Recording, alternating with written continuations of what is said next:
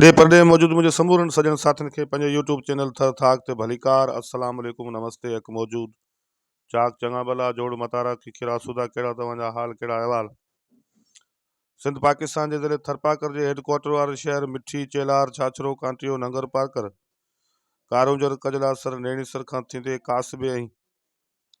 समूरे ढाट में वसंदड़ मारूड़नि ऐं झांगीरनि समेत तोड़े खोखड़ा पार वासरबा जालूचुरो पर्ची स्टेशन आसीसर सुमरासर साडर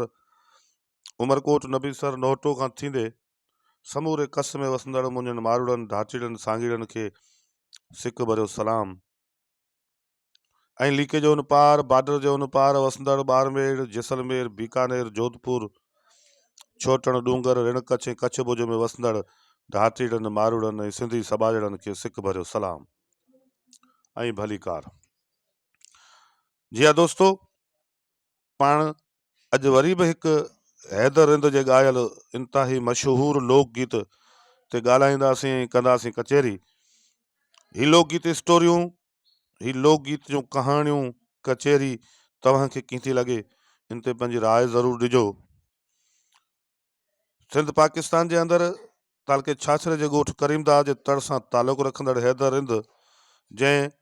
मारवाड़ी ढाटकी सराइकी ऐं सिंधी लोकगीत ॻाए सॼी दुनिया में ऐं ॾे परॾे में मशहूरी माणी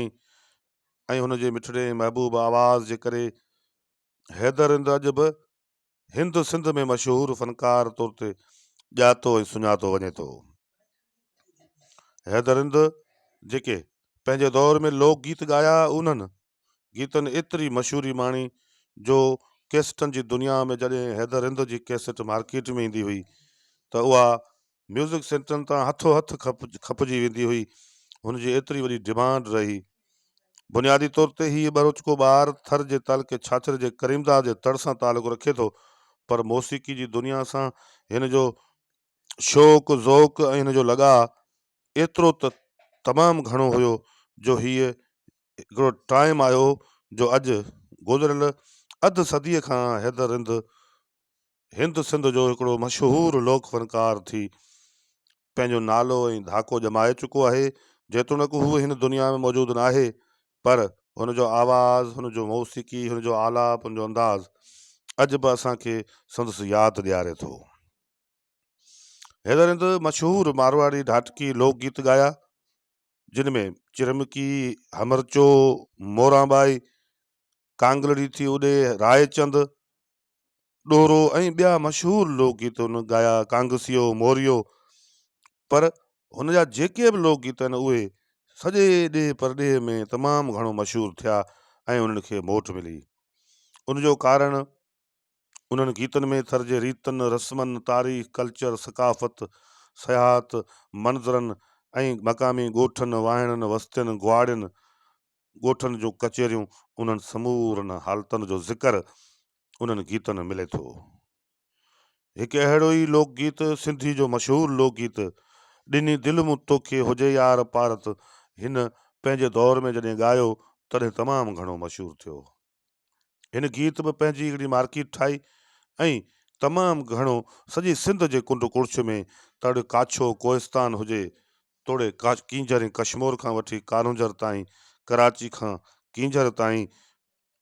अमराणे ताईं, तोड़े ढाट में वसंदड़ राजस्थान जे जैसलमेर, बाड़मेर, बीकानेर, जोधपुर जे मारवड़नि, ढाचीड़नि ऐं सिंधी सबाजड़नि ताईं सभिनी में ही गीत ॾिनी दिलि मूं तोखे हुजे यार पारत तमामु घणो मक़बूल ऐं मशहूरु थियो। हिन गीत में जंहिंमें हिक ॿिए खे यादि करण जो, पारत ॾियण जो ऐं उनखे जेको घायल ज़िंदगी जा ॾियड़ा आहिनि उन्हनि खे न विसारण जी जेका तलकीन कयल आहे, पारत कयल आहे, उहा इन्हनि लोकगीतनि में मौजूदु आहे। बुनियादी तौर ते हैदर रिंद पंहिंजे वक़्त जो तमामु वॾो फनकार रुगो इन करे न आहे जो हूअ बरोचको ॿार हुयो, पर हू रुगो इन करे आहे जो हुनजे मासूम मिठड़े आवाज़ में जेको दर्द आहे, जेको कैफ़ियतूं हुन बयानु कयूं आहिनि, जेके तकलीफ़ूं थर जे मारूड़नि जूं, ढाटीड़नि जूं लोकगीतनि में हुन बयानु कयूं आहिनि, ख़ासि तौर ते हीउ जेको लीको आहे, बॉर्डर आहिनि जे परे पासे वसंदड़ उहे नारियूं, उहे औरतूं, उहे सुहागणियूं जेके पंहिंजो ॾेह, पंहिंजो वतन, पंहिंजा मिट माइट छॾे हमेशह लाइ दूर हली वियूं आहिनि। उन्हनि जूं यादगिरियूं, उन्हनि जा वक़्तु, उन्हनि जो टाइम, उन्हनि जी ज़िंदगी, त जेके बि लोकगीत हुन ॻाया उहे तमामु घणो हज़ारनि लखनि जी तइदाद में कैसेटनि जी सूरत में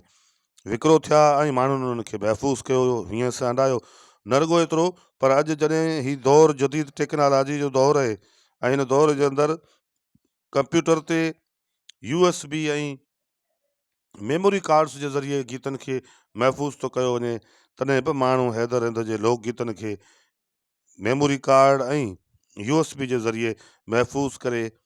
पंहिंजे मोबाइल्स जे ज़रिए पाण जे घरनि में लॻल LCDs जे ज़रिए ॿुधनि था ऐं ज़ौक़ ऐं शौक़ सां हुन ते तबसरो कनि था। हैदर हिंद जेको इन करे बि निरालो ऐं नओं फ़नकार थो लॻे जो हुन पहिरियों भेरो पावन ते, यानी बीन जंहिंखे सिंधी में चऊं, बीन वॼाईंदड़ जेका संगत आहे अलीम फ़कीर ख़ासकेरी समेत ॿिया बि जेके रागी आहिनि उन सां गॾु साज़ंदा,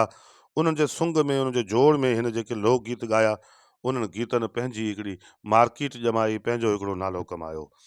ऐं उहो नओं अंदाज़ हुयो सिंधी मौसीक़ी में, ख़ासि तौर ते मारवाड़ी ऐं ढाटकी लोकगीतनि में। इन अंदाज़ सां बीन ते संगत में गॾिजी आलाप ॾेई ऐं ख़ासि तौर ते ढोलक, तबले ऐं ख़ासि तौर ते बाजे जा जी समूरी संगत सां गॾु जेको बीन वॼाईंदड़ अलीम ख़ासकेली उहा ऐं ॿिया जेके दोस्त आहिनि उन्हनि गॾिजी जॾहिं इन्हनि लोकगीतनि खे ॻायो, त यकीन करियो इन्हनि लोकगीतनि सॼी दुनिया में वसंदड़ कुंड कुर्छ में मौजूदु मारुड़नि, ढाटीड़नि, सांगेड़नि ऐं सिंधी समाजड़नि में तमामु घणी मक़बूलियत ऐं मशहूरी माणी। ऐं तंहिंजे करे हीउ सिंधी जो मशहूरु लोकगीत ॾिनी दिलि मूं तोखे हुजे यार पार हैदर हिंद जो ॻायल आहे। ऐं हैदर हिंद हिन खे जॾहिं ॻायो त इहे कैसेट सॼी सिंध में तमामु घणो तेज़ीअ सां विकिरो थी ऐं अॼु बि माण्हुनि जे घरनि में महफ़ूज़ आहे। थर जो ढाट जो ॾे परॾेह जो मशहूरु ही ढाटी थरी मारवाड़ी लोक फ़नकार जंहिं केतिरा ई ॿिया लोकगीत ॻाया ऐं उन्हनि गीतनि बि पंहिंजी हिकिड़ी अलॻि सुञाणप क़ाइमु कई। बुनियादी तौर ते हिन लोक फ़नकार ज़िंदगी में कॾहिं बि पंहिंजे इलाज जे लाइ, बीमारी जे लाइ का बि अपील न कई, को बि सरकारी ख़र्च न वरितो। न रुॻो एतिरो, पर हुन पंहिंजे हड़ां वड़ां पंहिंजी ख़ुददारी सां पंहिंजे ॻाठ ऊचो करे हुन पंहिंजे वस आहिर पंहिंजो इलाज मुआलिज करायो, जेतोणीकि हू आख़िरी ॾींहंनि में ज़िंदगी में गुरबत जे ॾियारनि में गुज़ारे वियो, पर हुन